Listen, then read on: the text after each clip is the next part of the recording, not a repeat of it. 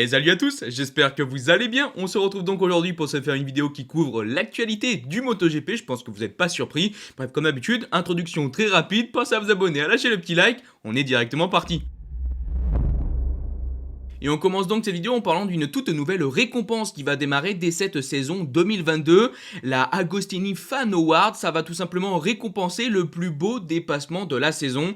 La Dorna choisit 4 dépassements majeurs et vous les fans, vous pouvez donc élire quel est pour vous le plus beau dépassement de cette saison. Alors je vous affiche donc les photos des 4 dépassements. Vous avez donc le dépassement d'Aleix Espargaro sur Miguel Oliveira et Jack Miller, le dépassement de Fabio Quartararo sur Miller, le dépassement d'Enea Bastianini sur Francesco Bagnaia et pour terminer le dépassement de Bagnaia en Australie sur Marquez et Bastianini. Alors je vais faire peut-être mon petit fan qui râle un petit peu, mais c'est vrai que le dépassement de Johann Zarco dans le Waterfall lors du Grand Prix du Sachsenring pour moi aurait mérité d'être dans ce top 4. Bon, il n'est pas là, c'est comme ça. Je trouve ça quand même un petit peu dommage parce que personnellement je trouve que c'est le plus beau dépassement de la saison. Ouais voilà, il n'y a pas grand chose d'autre à dire. Moi je trouve quand même que c'est une bonne idée de rajouter ça. J'espère que ça continuera au fil des saisons. Et pour ceux qui aimeraient donc revoir Valentino Rossi en MotoGP, vous allez pouvoir le revoir. Alors malheureusement ça ne sera pas sur la piste, mais Valentino Rossi sera bien présent lors du Grand Prix de Valence pour soutenir son poulain Pecco face à Fabio Quartararo pour le titre de champion du monde 2022. Et vous voyez, c'est tout ce que j'aime moi dans cette saison 2022, c'est cette bataille jusqu'au tout dernier Grand Prix de Valence. On voit qu'il va y avoir quand même une sacrée atmosphère avec pas mal de personnes qui vont venir. J'espère qu'il y aura aussi énormément de spectateurs. C'est quand même génial d'avoir une saison où le titre se joue jusqu'au tout dernier Grand Prix. Alors on va se mettre d'accord, bien sûr, Pecco il a déjà une main sur le titre et la deuxième elle est à 3 cm. Pecco il a 23 points d'avance sur Fabio, il lui en faut 25 pour être champion du monde. C'est sûr que tout amène à dire que Pecco va être champion après ce Grand Prix, mais c'est pas encore fait. Il peut y avoir des rebondissements. Rappelez-vous Nicky Hayden, sacré après le Grand Prix de Valence en 2006. On ne sait pas ce qui peut se passer, peut-être qu'il y aura une énorme surprise, peut-être qu'il y aura un énorme rebondissement, peut-être que Pecco sera juste champion du monde. En tout cas, il y a pas mal encore d'interrogations et j'adore moi cette atmosphère à Valence quand tout se joue encore pour le titre de champion du monde. Je trouve ça vraiment génial et je suis donc très content de revoir Valentino Rossi. J'espère qu'on va l'avoir quand même un petit peu à l'image. Je sais que certains ne veulent pas trop qu'on mette non plus énormément en lumière Valentino Rossi parce que c'est malheureux de le dire, mais c'est le passé. Maintenant, il faut se tourner vers l'avenir et c'est vrai qu'il faut mettre aussi énormément en avant les jeunes poulains, les nouveaux pilotes du MotoGP, des Pecco, des Fabio, et il ne faut pas rester ancré sur l'image de Valentino Rossi. Mais bon, Rossi c'est Rossi. Rossi c'est sûrement l'un des plus grands pilotes de l'histoire du MotoGP. C'est pour moi le plus grand pilote que j'ai pu voir en MotoGP pour ce qu'il représentait. Je parle pas que d'une question de pilotage, bref, après ça c'est une question de goût. Mais pour moi Rossi c'est l'âme du MotoGP. En tout cas pour moi à un moment ça a été l'âme du MotoGP.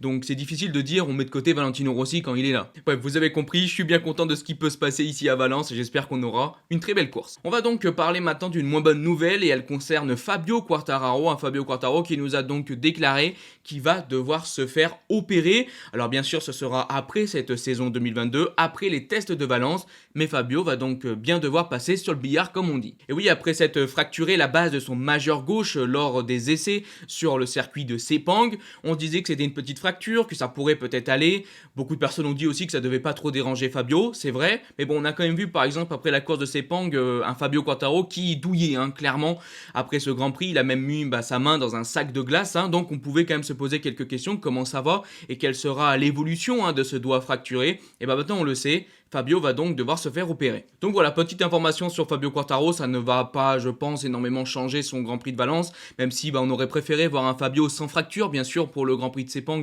et pour le Grand Prix de Valence. Bref, on verra comment se passera cette opération, je pense que tout se passera bien, il n'y a pas de raison que ça se passe mal, ça reste quand même dans l'ensemble, entre guillemets, une petite fracture. Donc bon, j'espère que Fabio ira bien et qu'on le retrouvera au top au niveau de la main lors des tests sur le circuit de Sepang au début de la saison 2023. Et on termine cette vidéo par un gros sujet sur Marc Marquez qui a une nouvelle fois fait parler lors de cette qualification du Grand Prix de Sepang. C'est vrai qu'on parle pas mal du coup de Sepang, les tests, les qualifs, la course, et c'est vrai qu'il y a pas mal de choses à dire et j'aimerais revenir le plus possible sur certains événements de ce Grand Prix. J'essaie de faire au plus vite globalement, mais en tout cas Marc Marquez qui a été pas mal décrié, que ce soit par les fans, alors c'est souvent, moi j'ai pu voir aussi en commentaire, un Marquez qui a été donc critiqué parce que une nouvelle fois il a pris souvent la roue d'un pilote, souvent la roue du pilote Francesco Bagnaia, le pilote Ducati, et beaucoup de personnes détestent ça et ça a amené du coup un Marquez à être pas mal critiqué. Mais ce fut aussi le cas de Ducati qui a été quand même assez dur sur Marquez. Marquez qui a même répondu du coup aux hommes de Ducati. Bref, je voulais vous lire tout ça et en parler. Davide Tartozzi, le team manager de Ducati, a donc dit: nous critiquons habituellement les gars qui courent en Moto3, mais en MotoGP les choses ne vont pas trop mieux. Il suffit de regarder ce que Marquez a fait aujourd'hui aussi. Un pilote de son niveau devrait donner le bon exemple dans cette situation.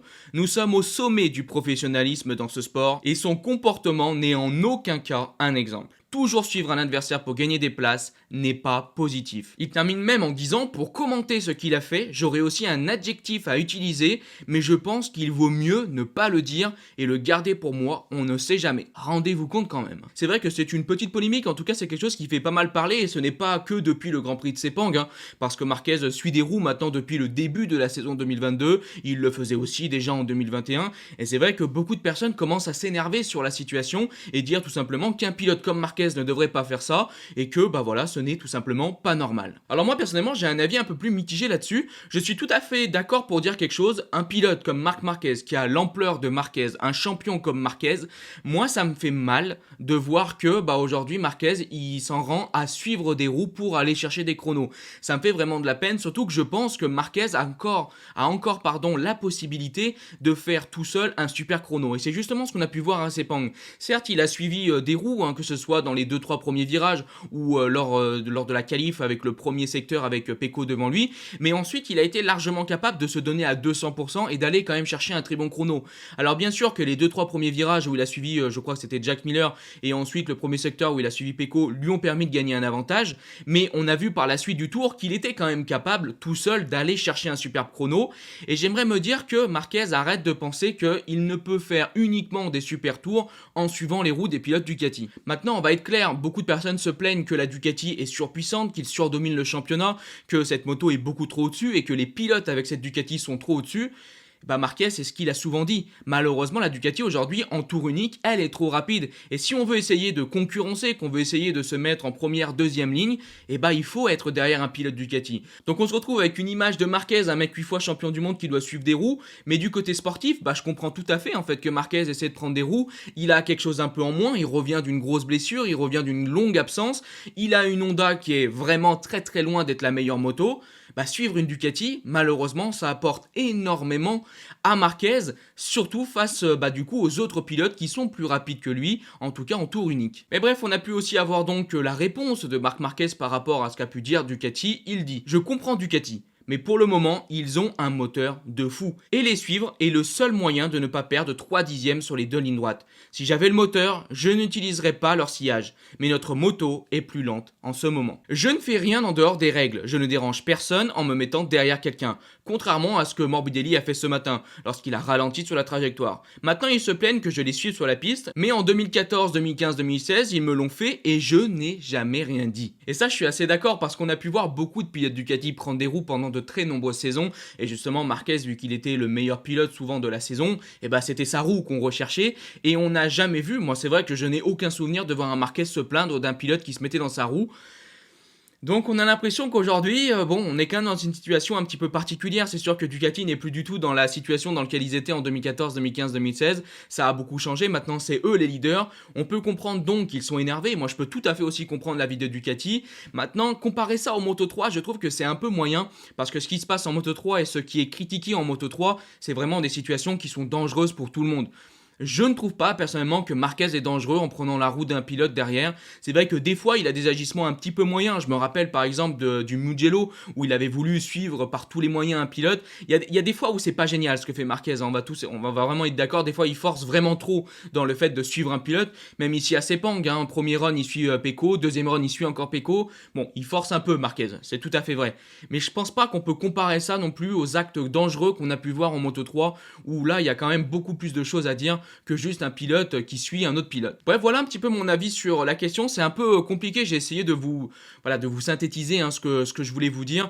Je sais qu'on va pas spécialement être tous d'accord, parce que beaucoup de personnes n'aiment pas ce que fait Marquez. Moi, je voulais juste vous partager mon avis. En tout cas, si vous n'êtes pas d'accord ou que vous êtes d'accord, n'hésitez pas à en discuter en commentaire, mais comme d'habitude, dans le respect. Donc voilà, pour moi, c'est donc la fin de cette vidéo. Je vous remercie de l'avoir regardée, et si elle vous a plu, n'hésitez pas à la liker, partager, commenter. Je vous dis bye bye les potes.